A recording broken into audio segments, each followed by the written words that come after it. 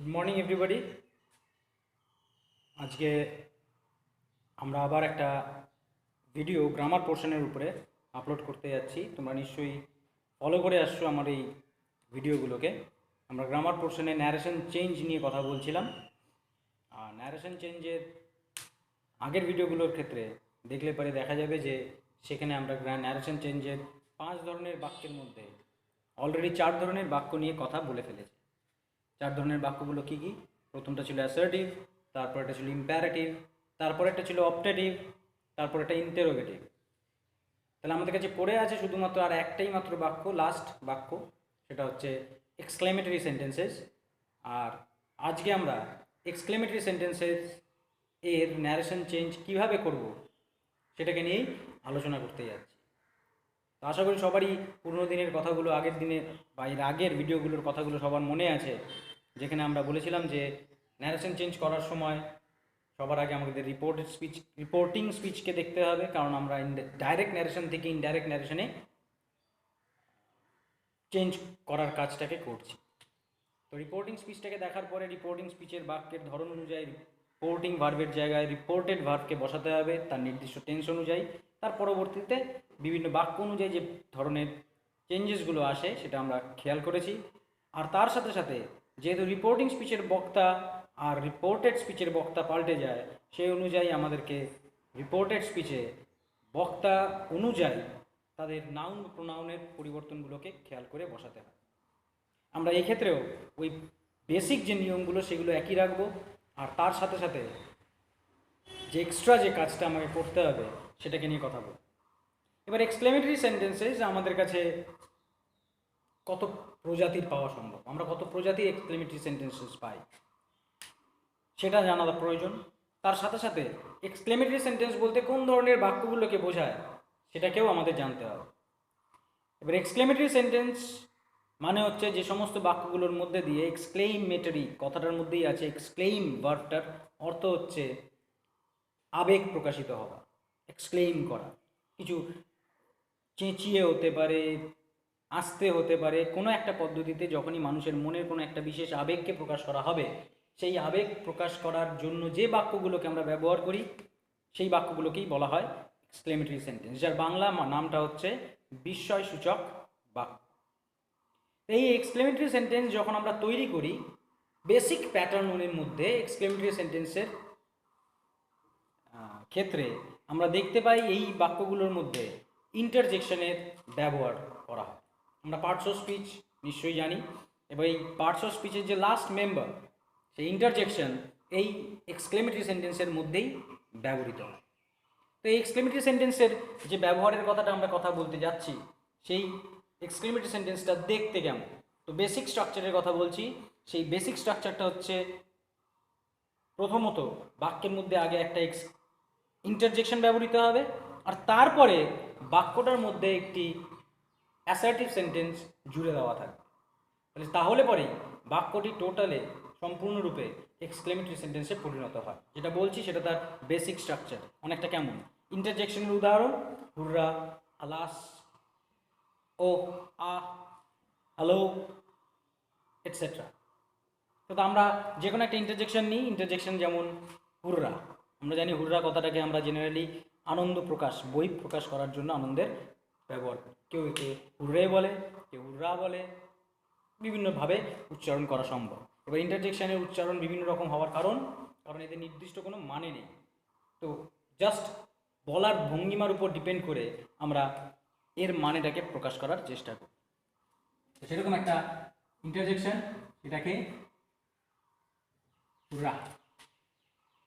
এবার এই হুররা কথাটার পরে আমরা যুক্ত করে দিই একটা অ্যাসার্টিভ সেন্টেন্স, মানে আমি কি বিষয়, আমি যে আনন্দ পেয়েছি সেই আনন্দটা কোন বিষয়ের জন্য পেয়েছি, কি কারণের জন্য পেয়েছি।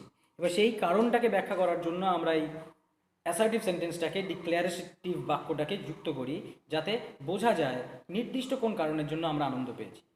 সাপোজ আমরা কোনো একটা ম্যাচ জিতেছি,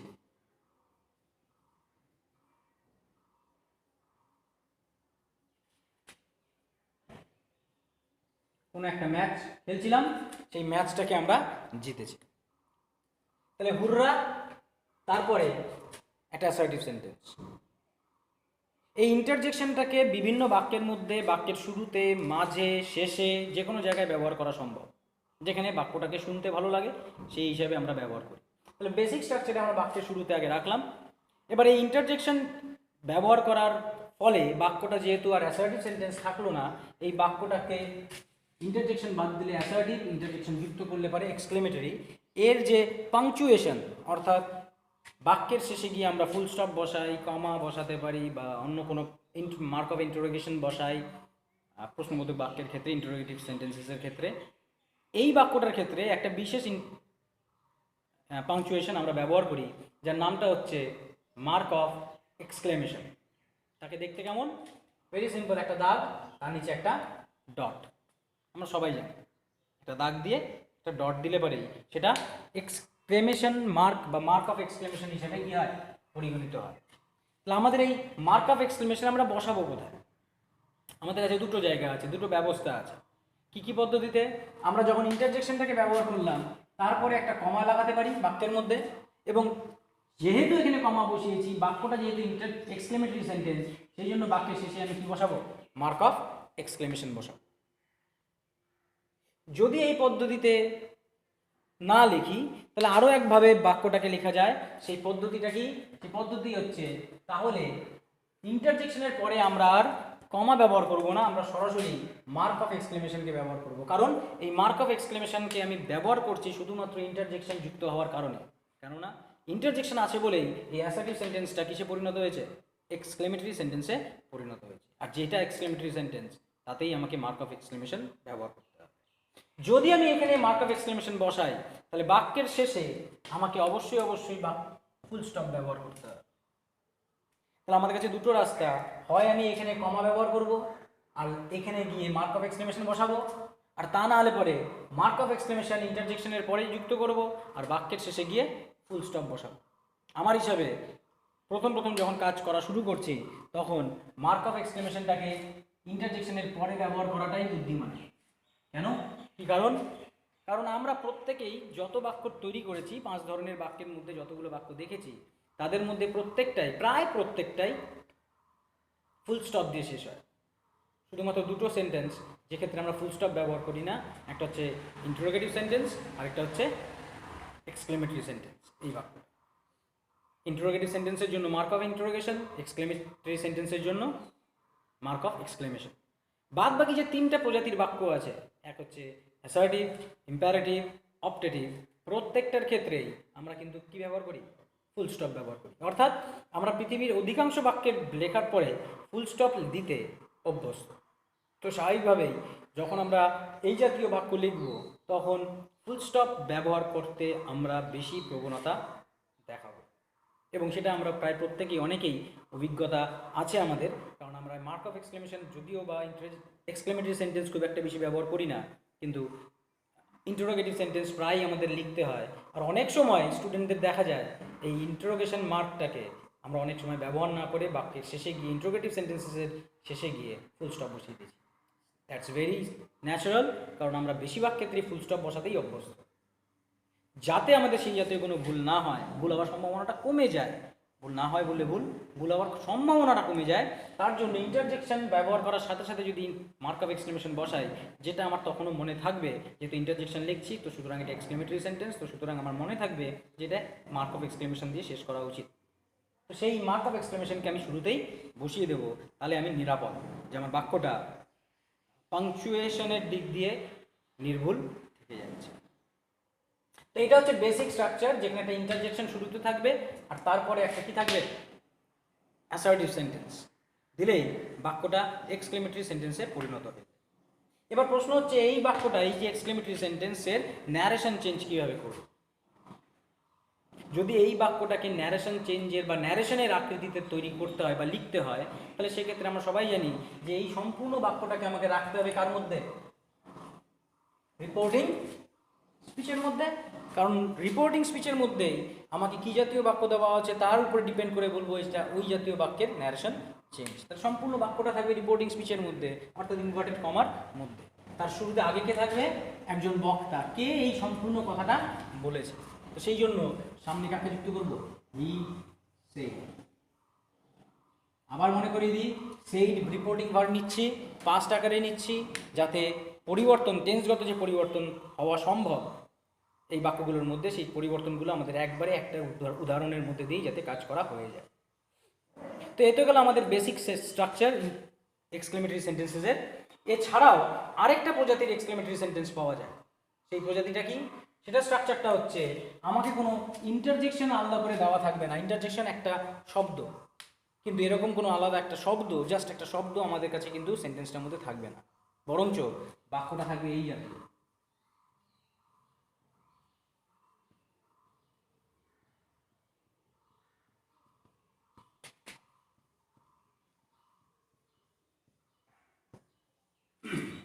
হোয়াট আ বিউটিফুল পিকচার।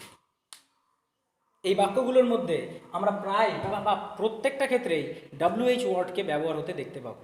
কিন্তু মজার কথা হচ্ছে, WH ওয়ার্ড দিয়ে তো আমরা শুধুমাত্র প্রশ্নবোধক বাক্য তৈরি করি বা ক্লজের মধ্যে ব্যবহার করি লিঙ্কার হিসেবে। তাহলে এই বাক্যটার ক্ষেত্রে WH ওয়ার্ডের ব্যবহার হলো, তাহলে এটা প্রশ্নবোধক বাক্য হলো না কেন? ভালো করে খেয়াল করো যে এই বাক্যটার মধ্যে যেটাকে বাক্য বলা হচ্ছে, সেই বাক্যটাকে পুরোপুরি বাক্য বলা যায় না। কেন পুরোপুরি বলা যায় না?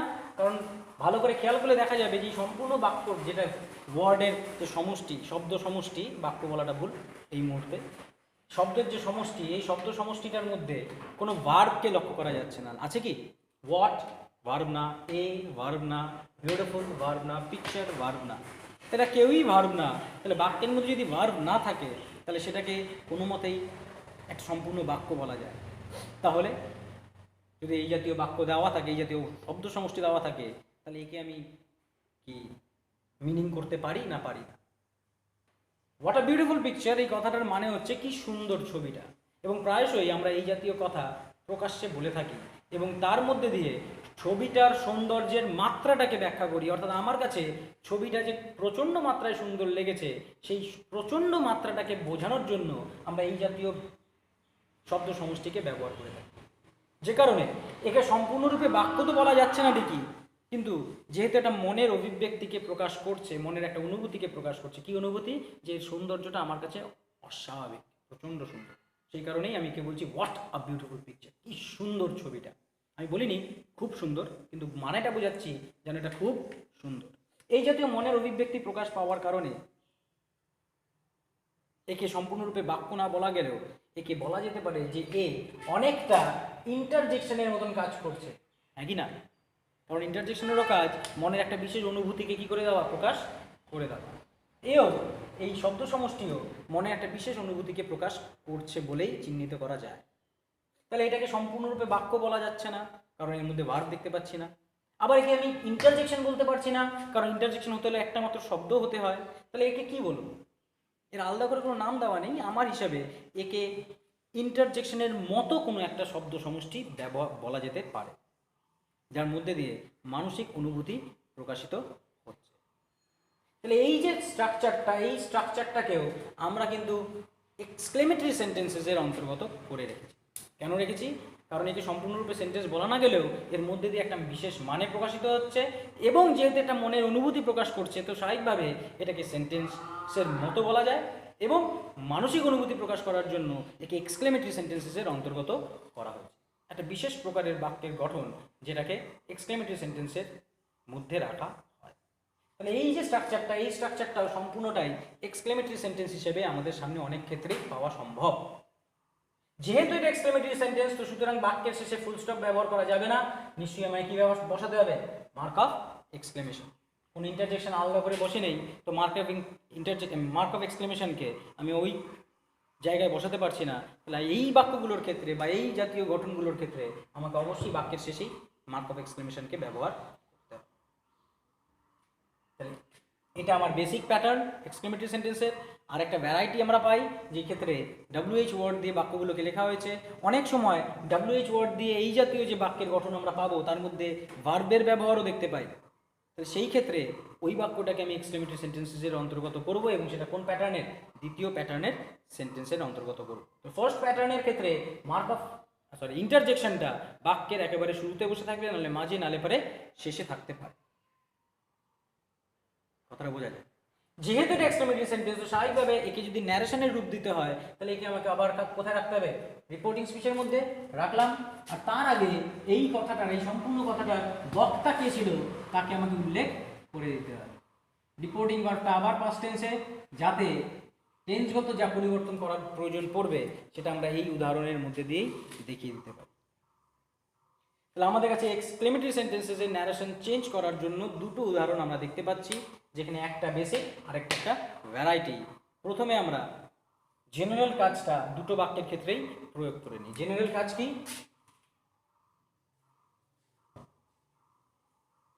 জেনারেল কাজটা কি? জেনারেল কাজ আবার মনে করেন আমার ন্যারেশন চেঞ্জ করতে দেওয়া হয়েছে, যে এই বাক্যটাকে ন্যারেশন চেঞ্জ করলে কি দাঁড়াবে। তাহলে ফার্স্ট কাজ রিপোর্টিং স্পিচটাকে দেখা। রিপোর্টিং স্পিচটা যেহেতু এক্সক্লেমেটরি সেন্টেন্স দুটো ক্ষেত্রেই, তো সুতরাং এই অনুযায়ী রিপোর্টিং ভার্বের জায়গায় রিপোর্টেড ভার্বকে ব্যবহার করা।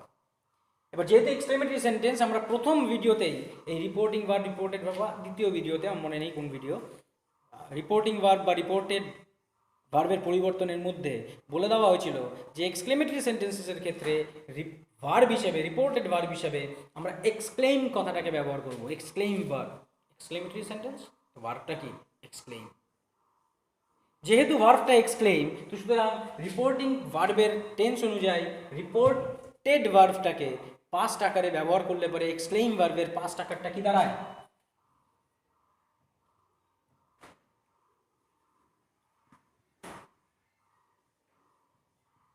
এক্সক্লেইম। তো দ্বিতীয় ক্ষেত্রেও কি দাঁড়াবে? এক্সক্লেইম। বোঝা যায় আশা করি। প্রথম ক্ষেত্রে সম্পূর্ণ বাক্যের বক্তাকে ছিলাম, ধরে নিয়েছিলাম আমি। এক্ষেত্রেও সম্পূর্ণ বাক্যের বক্তাকে ধরে নিয়েছিলাম আমি। এখন সম্পূর্ণ বাক্যের বক্তাকে, সেটাও আমি। তো সুতরাং আমি কোনো একজনকে সে বলে কিছুক্ষণ আগে যদি সম্বোধন করে থাকি, তাহলে এখন তাকে আমি কি বলে সম্বোধন করব? সে বলেই সম্বোধন করব। তো সুতরাং আশা করি এই জায়গাগুলো বুঝতে কারোর কোনো অসুবিধা নেই, আশা করি।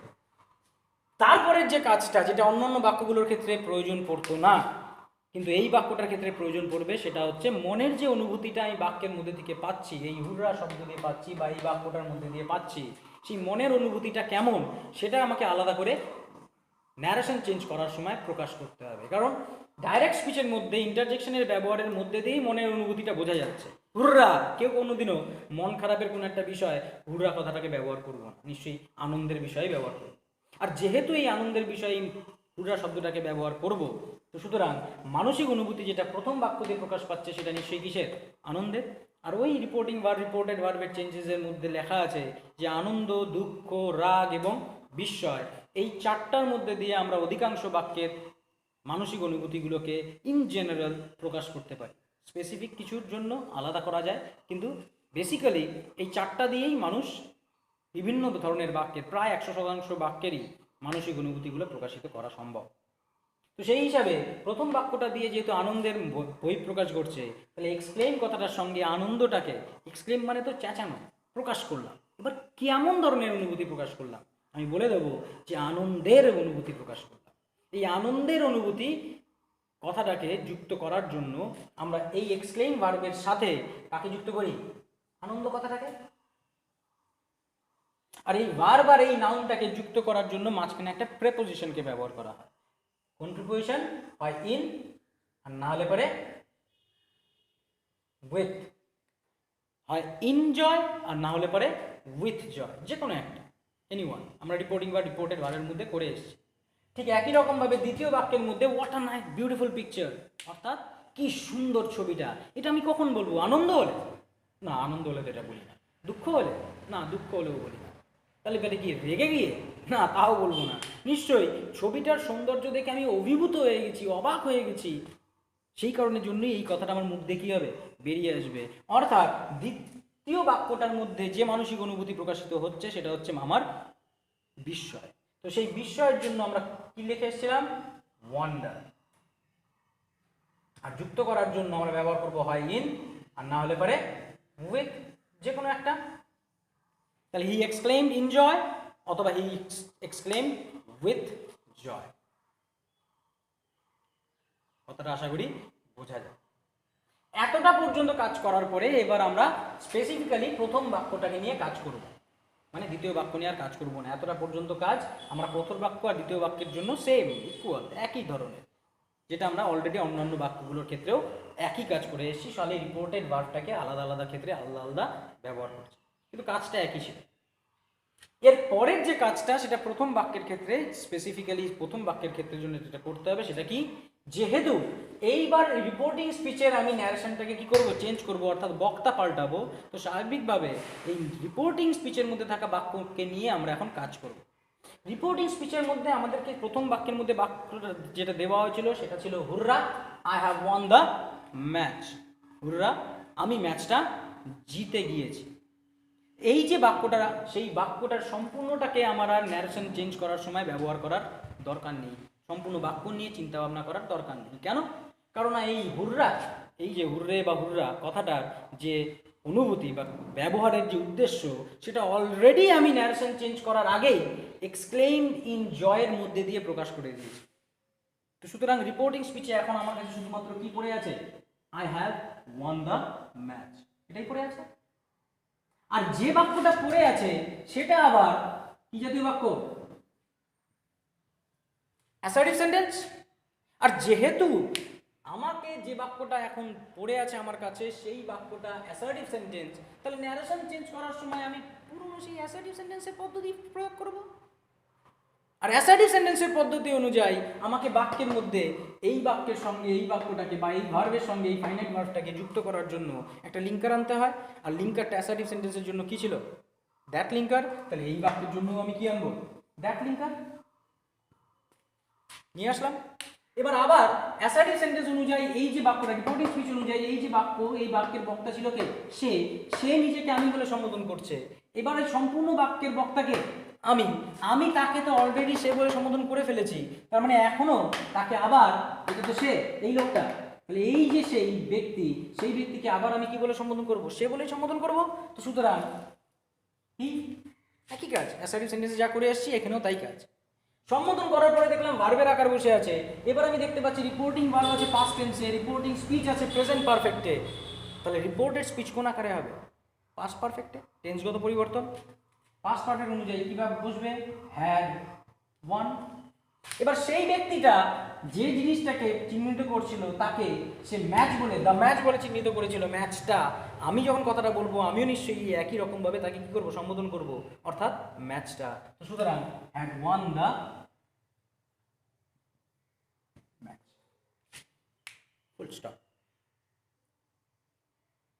তাহলে আমার কাছে যখন প্রথম ধরনের বাক্য দেওয়া থাকবে সেই বাক্যটার রিপোর্টিং স্পিচ থেকে রিপোর্টেড ভার্বকে ব্যবহার করলাম। যেহেতু এর মধ্যে দিয়ে হুররা কথাটার মানে প্রকাশিত হয়ে গেছে, তাহলে একে আর ন্যারেশন চেঞ্জ করার সময় ব্যবহার করার দরকার নেই। তাহলে একে বাদ দিলে পরে বাক্যটা পড়ে থাকে অ্যাসার্টিভ সেন্টেন্স। সেই কারণে অ্যাসার্টিভ সেন্টেন্সের নিয়ম অনুযায়ী আমরা শুধুমাত্র বাক্যটাকে কী করলাম, ন্যারেশন চেঞ্জ করে দিলাম। আর তাতেই আমার এই বাক্যটার, অর্থাৎ এই এক্সক্লেমেটরি সেন্টেন্সের ন্যারেশন চেঞ্জ করা হয়ে যায়। একই কাজ এই ক্ষেত্রেও বক্তাটাকেই আমি শুধুমাত্র কি করছি, পরিবর্তন করছি।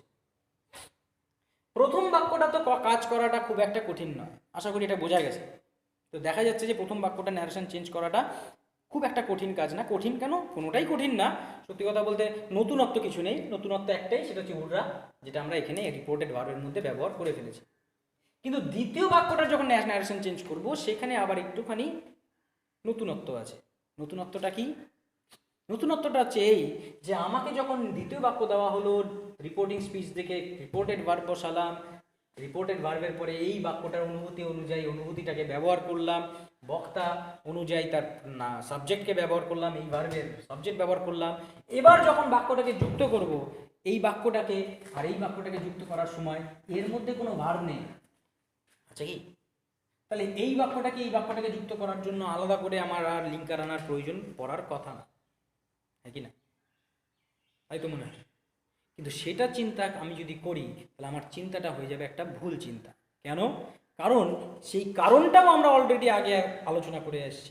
কারণটা কি, আমাকে রিপোর্টিং স্পিচের মধ্যে যে ধরনেরই বাক্য দেওয়া থাক না কেন তাকে অবশ্যই রিপোর্টেড স্পিচ লেখার সময় কিসে পাল্টাতে হবে, অ্যাসার্টিভ সেন্টেন্সে পাল্টাতে হবে। অর্থাৎ এই বাক্যটার মধ্যে, রিপোর্টেড স্পিচের মধ্যে আমার কাছে একটা আলাদা ফাইনাইট ভার্ব থাকবে। অ্যাসার্টিভ সেন্টেন্স থাকা মানেই তার মধ্যে একটা কি থাকবে, ফাইনাইট ভার্ব থাকবে। তাহলে আমি যেই ফাইনাইট ভার্বটাকে লাগাবো সঙ্গে সঙ্গে আমার বাক্যের মধ্যে কটা ফাইনাইট ভার্ব হয়ে যাবে, দুটো। তো স্বাভাবিকভাবে এই দুটো ফাইনাইট ভার্বকে আমি কোনো লিঙ্কার বা কোনো কনজাংশন বা কোনো ইনফাইনাইট ভার্বের আকার ছাড়া বাক্য দুটোকে জোড়া লাগাতে পারবো। যাতে কাজটা সহজে করা যায় বা সহজভাবে একই সিস্টেমে করা যায়, সেই কারণের জন্য আমরা এই বাক্যটাকে আগে অ্যাসার্টিভ সেন্টেন্সে পাল্টে নেব। অ্যাসার্টিভ সেন্টেন্স মানে এই বাক্যটার মিনিং অনুযায়ী রিপোর্টিং স্পিচটাকেই যদি আমি অ্যাসার্টিভে পাল্টে নিই, কারণ আমাকে ন্যারেশন চেঞ্জ করার পরে অ্যাসার্টিভে পাল্টাতেই হবে, তাহলে আগেই যদি আমি এটাকে অ্যাসার্টিভে পাল্টে নিই মনে মনে আমাকে দেওয়া আছে এটা, এবার মনে আমি এটা কিসে পাল্টালাম, অ্যাসার্টিভে। এবার মনে তো আর আমরা করে উঠতে পারবো না, সেই কারণের জন্য যদি প্রয়োজন পড়ে কোয়েশ্চেন পেপারের মধ্যে আমি এটার অ্যাসার্টিভ সেন্টেন্সটাকে আগে কি করে নিতে পারি, লিখে নিতে পারি। হোয়াট আ বিউটিফুল পিকচার মানে কি, ছবিটা খুব সুন্দর। একে যদি আমি ইংলিশে বাক্য লিখতে চাই, এটা অ্যাসার্টিভ সেন্টেন্স, ছবিটা খুব সুন্দর, ডিক্লারেটিভ সেন্টেন্স। এবং এটাকে যদি আমি এখন বাক্যটাকে ইংলিশে লিখতে চাই, আমার বাক্যটা কী হবে, এই বাক্যের মধ্যে ভার্ব কোনটা হয়, ছবিটা খুব সুন্দর, তার মানে ছবিটা হয় খুব সুন্দর। তাহলে ভার্ব কোনটা হয়, আর হয়ের জন্য আমরা কোন ভার্ব ব্যবহার করি, বি ভার্ব, অর্থাৎ am, is, are, was, were, been, being, যে কোনো একটা। এবার সেই ভার্বটাকে আমি ব্যবহার করব। এবার ছবিটা হয় খুব সুন্দর না, তার মানে নিশ্চয়ই সে যখন কথাটা বলেছিল সেই কথাটা বলার সময় তার চোখের সামনে কি রয়েছে, ছবিটা রয়েছে, যেটা দেখে সে বিস্মিত হয়েছে। তার মানে যখন এই কথাটা বলা হয়েছে সেটা নিশ্চয়ই প্রেজেন্ট ইনডেফিনিট টেন্সেই বলা হয়েছে, প্রেজেন্ট টেন্সে বলা হয়েছে। এবং প্রেজেন্ট ইনডেফিনিট টেন্সের ক্ষেত্রে আমাকে কি রাখতে হবে, বি ভার্বের প্রেজেন্ট আকার বসাতে হবে। প্রেজেন্ট আকার আমি কি বসাবো, আমি অ্যাম বসাতে পারি, ইজ বসাতে পারি, আর বসাতে পারি, কোনো একটা বসাতে পারি। অ্যাসার্টিভে পাল্টাচ্ছি আমি মনে তো করে উঠতে পারবো না, দেখাতে পারবো না মন থেকে, সেই কারণে আমি লিখে কাজটা করছি। তাহলে ভার্ব হিসেবে আমি এটার যে কোনো একটা আকার বসাতে পারি।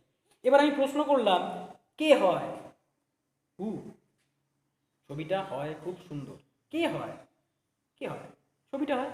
তাহলে আমি বাক্যের সাবজেক্টের ঘরে আমি কাকে বসাতে পারি, দ্য পিকচার, ছবিটা হয়। তো সাবজেক্ট আমার কে দাঁড়ালো, দ্য পিকচার। ভার্ব আমার কে দাঁড়ালো, অ্যাম অথবা ইজ অথবা আর। এবার দ্য পিকচার ফার্স্ট পার্সন না সেকেন্ড পার্সন না, এটা 100% কি থার্ড পার্সন।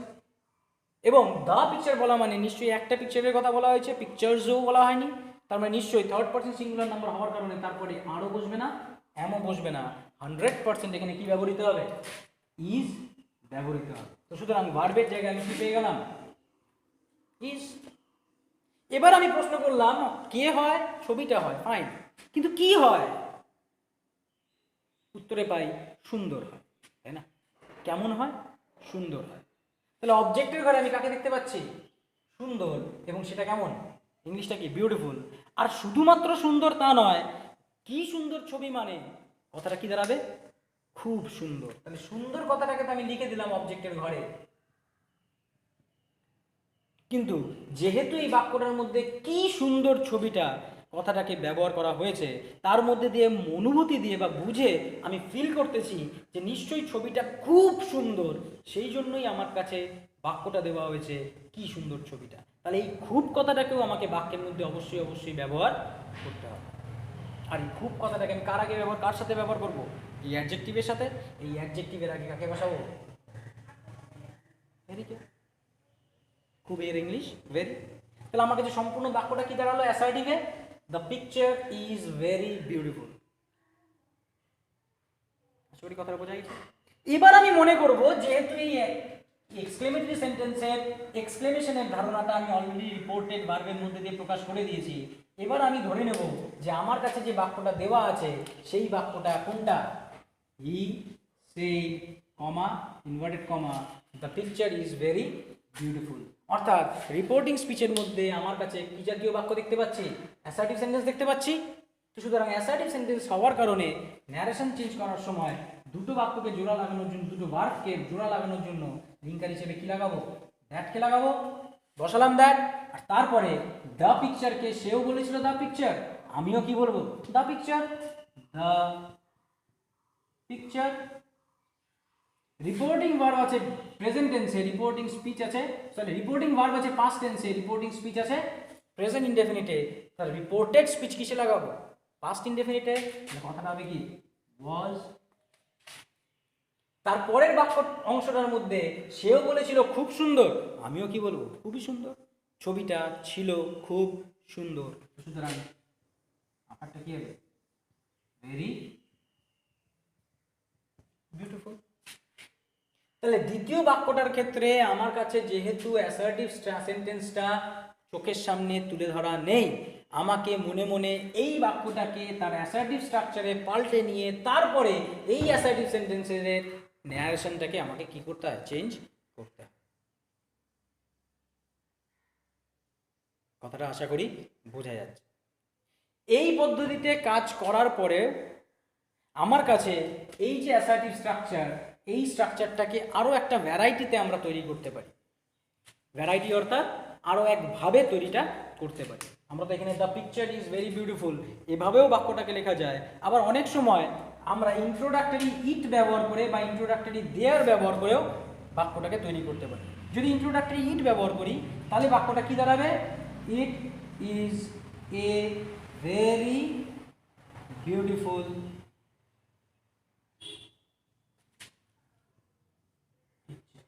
মানে রিপোর্টিং স্পিচের ধারণাটাকে, এক্সক্লেমেশনের ধারণাটাকে রিপোর্টেড স্পিচে আনার পরে আমরা যে অ্যাসার্টিভ সেন্টেন্সটা তৈরি করেছিলাম সেখানে এই সেন্টেন্সটাও তৈরি করতে পারি।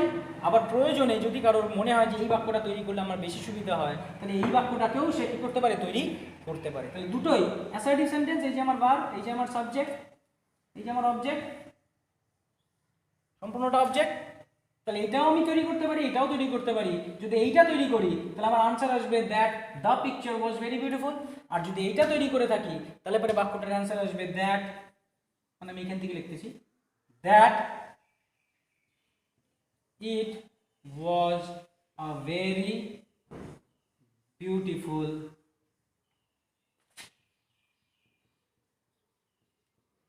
পিকচার। তাহলে আমি প্রথম ধরনের ন্যারেশন চেঞ্জ করাটাকে খুব একটা জটিলতা আমরা এখানে দেখতে পাচ্ছি না, কিন্তু দ্বিতীয়টার ক্ষেত্রে যখনই আমাকে এই দ্বিতীয় ভ্যারাইটির এক্সক্লেমেটরি সেন্টেন্স দেওয়া থাকবে তখন অবশ্যই ওই সেন্টেন্সটাকে আগে অ্যাসার্টিভে পরিণত করে নেব মনে মনে। তারপরে যে অ্যাসার্টিভ সেন্টেন্সটা আমি স্ট্রাকচারটাকে আমি আমার অ্যান্সারের মধ্যে আনতে চাইছি সেই অ্যান্সারের মধ্যে ওই অ্যাসার্টিভ সেন্টেন্সটাকে, ওই অ্যাসার্টিভ সেন্টেন্স অনুযায়ী তার ন্যারেশনটাকে আমাকে কী করতে হয়, চেঞ্জ করতে হয়। তাহলে এই বাক্যটা মনে করলে পরে এটা হবে answer, the picture is very beautiful মনে করলে পরে অ্যাসার্টিভে, তাহলে অ্যান্সার আসবে the picture was very beautiful. আর যদি আমি এই এই বাক্যটাকে অ্যাসার্টিভে তৈরি করছি বলে মনে করি, it is a very beautiful picture, তাহলে অ্যান্সার আসবে that it was a very beautiful picture.